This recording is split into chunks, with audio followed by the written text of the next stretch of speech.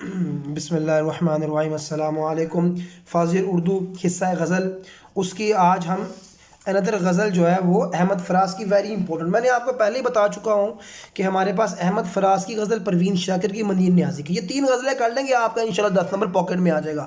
آگے بڑھنے سے پہلے ہمیشہ کی طرح چینل کو لازمی سبسکرائب کر لیجئے، ہمارے اکاؤنٹ کو بھی لازمی فالو کریں، اپنا مکتب کے نام سے ٹک ٹاک اکاؤنٹ ہے، تو انشاءاللہ تعالیٰ دونوں طرف جو ہے نا ہم ریڈیلی ایک کنٹینٹ کو اپلوڈ کر رہے ہیں۔ اب یہ جو ہمارا جنوری سے آگے مارچ تک، یعنی جب تک آپ کے ایگزامس نہیں آتے ہیں تب تک ہم نے جو سلسلہ چلانا ہے، اس کے اندر ایک تو یہ ہے کہ ٹیسٹ سیشن اپلوڈ کریں گے، پھر جو کچھ کنٹینٹ ہمارا جو ہے نا وہ وائنڈ اپ ہونے سے رہ گیا اس کو کنکلیوڈ کریں گے، اور دین امپورٹنٹ کویسچنس وہ اس کی سیریز بھی اپلوڈ ہونا شروع ہو گئی، کمپیوٹر کی ہو چکی ہے، اسلامیت کی ہو چکی ہے، ترجمہ القرآن کی، اردو کی، انگلش، اور اس کے بعد اب ہمارے پاس یہ جو چیزیں ریمیننگ رہ گئی وہ بھی لازمی کرتے جائیں گے۔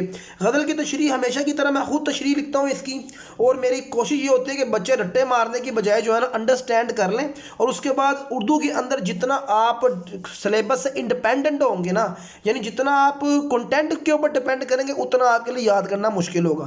آگے کی طرف بڑھتے ہیں، پہلا شعر ہے اور انتہائی اہمیت کی حامل یہ غزل ہے۔ سلسلے توڑ گیا وہ سبھی جاتے جاتے، ورنہ اتنے تو مراسم تھے کہ آتے جاتے۔ اب مراسم کہتے ہیں تعلقات کو، سلسلے یعنی کہ آنا جانا وہ توڑ گیا، محبوب کی بات ہو رہی ہے۔ اردو غزل کے اندر دو کردار ہیں، ایک ہے محبوب، ایک ہے عاشق۔ اب شاعر ایک عاشق ہے، وہ اپنے محبوب سے گلہ اور شکوہ کر رہا ہے کہ اے محبوب، میرے تیرے ساتھ اتنے تعلقات تو تھے کہ ہمارے درمیان ملاقات کا جو سلسلہ تھا وہ تو چلنا چاہیے تھا نا، تم تو اس سلسلے کو بھی ختم کر کے چلے گئی ہو۔ تو شاعر اس شعر میں آپ نے کہنا ہے، اس شعر میں شاعر احمد فراز جو کہ غزل کے اعلیٰ پائے کے شاعر تھے، بیان کرتے ہوئے کہتے ہیں کہ محبوب ان سے ایسا خفا ہوا کہ وہ سارے تعلق ناتے ختم کرتا ہوا جو ہے وہ چلا گیا۔ یعنی شاعر اپنے محبوب سے اس بے رخی کی توقع نہیں کر رہا تھا۔ شاعر کے نزدیک محبوب سے میرے اتنے تعلقات تو تھے تو، اور قربت تھی کہ کبھی کبھی ملاقات ہوتی رہتی، کبھی کبھی ہی محبوب کا دیدار تو نصیب ہوتا رہتا، لیکن محبوب نے تعلق داری کے سارے نعتوں کو بالائے طاق رکھتے ہوئے، بالائے طاق کا مطلب ہوتا ہے کہ تعلقات کے ہر قسم کی جو ایک کرٹسی تھی، رسم و رواج تھا، اس کو ختم کیا، اور ہر قسم کی راہ و رسم کو، یعنی ہر قسم کی ملاقات کو، رشتے کو جو ہے نا وہ اس نے ختم کر ڈالا۔ اب یہ تو انتہائی اہمیت کا حامل شعر ہے، آپ نے کئی جگہوں پر لکھا ہوا بھی دیکھا ہوگا، شکوائے ظلمت شب سے تو کہیں بہتر تھا، شکوائے ظلمت شب سے تو کہیں بہتر تھا، اپنے حصے کوئی شمع جلاتے جاتے۔ یعنی شکوائے ظلمت شب کا مطلب ہوتا ہے کہ ہر طرف ظلم کا، اندھیرے کا، ہر طرف تکلیف کا راج ہے، تو بجائے کہ وویلا کرنے کے اپنے حصے کی کوئی شمع جلا دو، کوئی اپنے حصے کا کردار ادا کر دو۔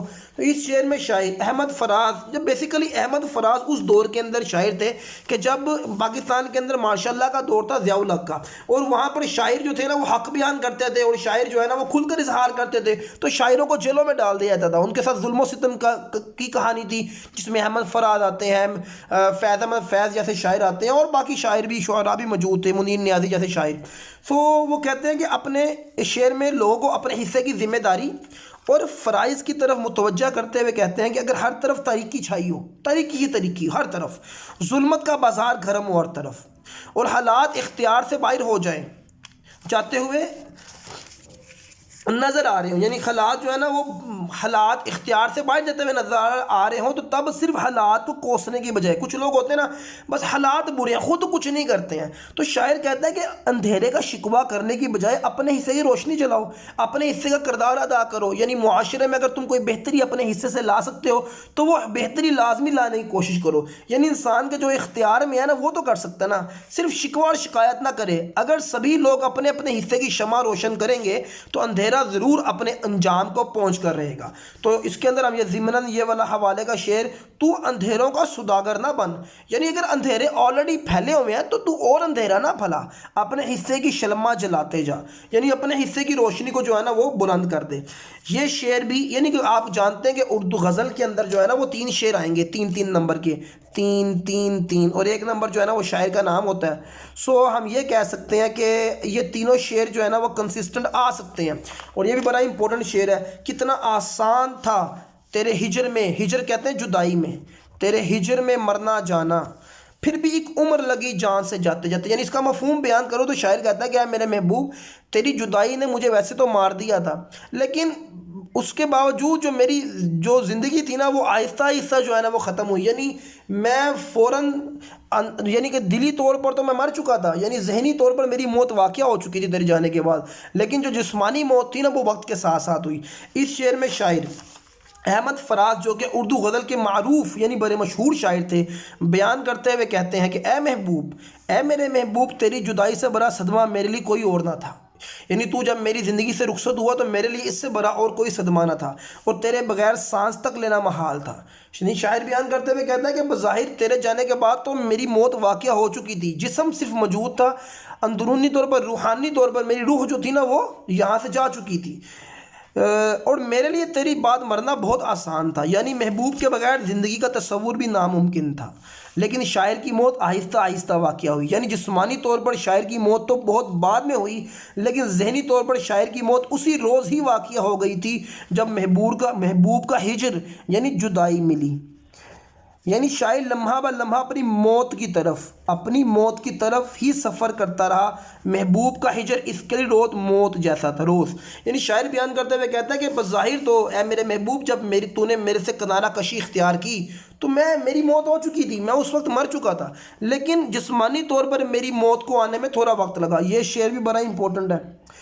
جشن مقتل یعنی قتل گاہ کا آگے اگر کوئی جشن ہوتا, یعنی کہ جب مجھے قتل گاہ کی طرف مجھے میری پھانسی کی طرف لے کر جا رہے تھے, راستے میں جشن ہوتا, یعنی مجھے پھانسی پر مجھے جو ڈال رہے تھے وہ خوش ہوتے میری موت پر, تو میں بھی زنجیر پابا چولا کا مطلب ہوتا ہے زنجیروں میں جکڑا ہونے کے باوجود میں بھی ناچتا گاتا اور خوشی خوشی اپنی موت کو گلے لگا لیتا. لیکن وہاں پر ہر طرف سناٹا تھا, یعنی جو مجھے مارنے والے بھی تھے نا وہ بھی میری موت پر کوئی زیادہ خوش نہ تھے.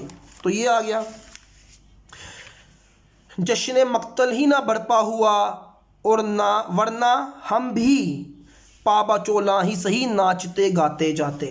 اس شعر میں شاعر احمد فراز جو اردو غزل کے عظیم شاعر تھے, بیان کرتے ہوئے کہتے ہیں کہ انہوں نے سچائی اور حق بیان کرنے کے جرم میں قید خانے میں ڈال دیا گیا. یعنی یہ سچی باتیں ہیں بالکل نا. یعنی احمد فراز, یہ فیض احمد فیض, منیر نیازی, اس دور کے بڑے شعراء, ان کو جو ہے نا وہ قید و صحبت کی تکلیفیں برداشت کرنی پڑی ہیں, زنجیروں میں جکڑ دیا گیا, لیکن انہیں یہ زنجیریں اور قید خانہ حق کی راہ میں ڈٹے رہنے سے نہ روک سکی. یعنی کہ وہ اپنی حقیقت, اپنی سچائی, اس کے علاوہ اور بھی بہت وہ شاعر تھے, کیا نام ہے ان کا, تو بڑے مشہور شاعر تھے وہ, کہ جس کا وہ ہے نا کہ میں نہیں مانتا ظلم اس دستور کو, ظلم بے نور کو. تو وہ یہ بھی اس طرح, یہ سارے ایک ہی علاقے کے شاعر تھے. سو وہ کہتے ہیں کہ جب انہیں مقتل گاہ کی طرف یعنی ان کی قتل گاہ کی طرف لے کر جایا جا رہا تھا, ہر طرف خاموشی تھی. اگر وہ شاعر کہتا ہے اگر مجھے میری قتل گاہ کی طرف جاتے ہوئے کوئی جشن ہوتا اور مجھے مارنے والے ہی صحیح وہ جشن منا رہے ہوتے, تو میں زنجیروں میں جکڑا ہونے کے باوجود خوشی خوشی گاتے گاتے جاتا اور اپنی موت کو گلے لگا لیتا. یعنی وہ لوگ جو حق پر کھڑے ہوتے ہیں نا ان کو موت نہیں ڈراتی. تو یہ فیض احمد فیض کا شعر کمال کا شعر ہے, اسی دور کا شعر ہے.